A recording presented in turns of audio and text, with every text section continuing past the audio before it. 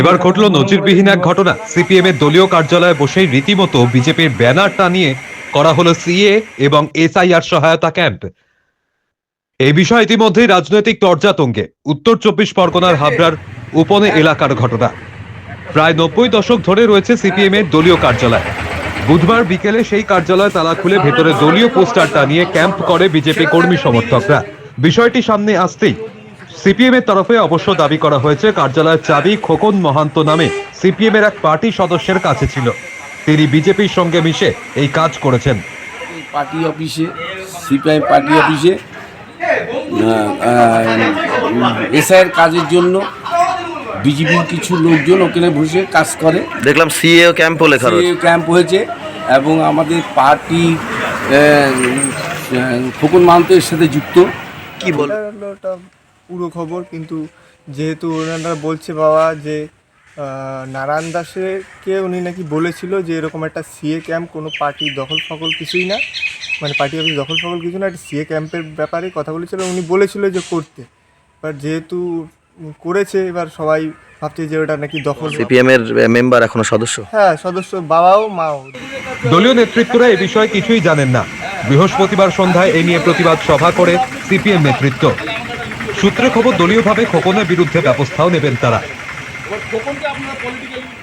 আগামী দিনে আমরা পলিটিক্যাল বসে সে বিষয়টা ব্যবস্থা নেব।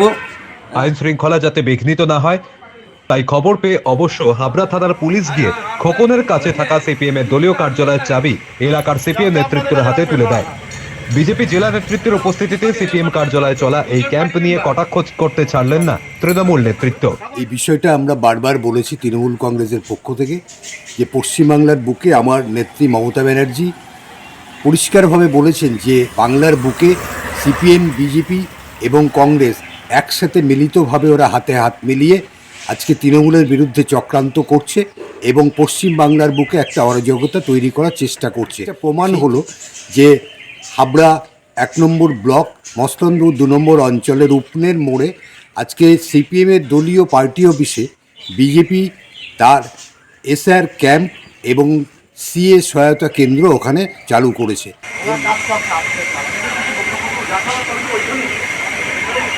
কোথায় হচ্ছিল?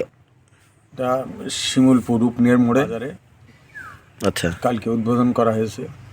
একদিনের ক্যাম্প ছিল? না, একদিনের ক্যাম্প না, ওখানে সহায়তা করা হবে, যাদের প্রয়োজন তারা ওখানে গেলে সহায়তা পাবে। কিন্তু দেখা গেল যে ওখানে আর কোনো ক্যাম্প নেই।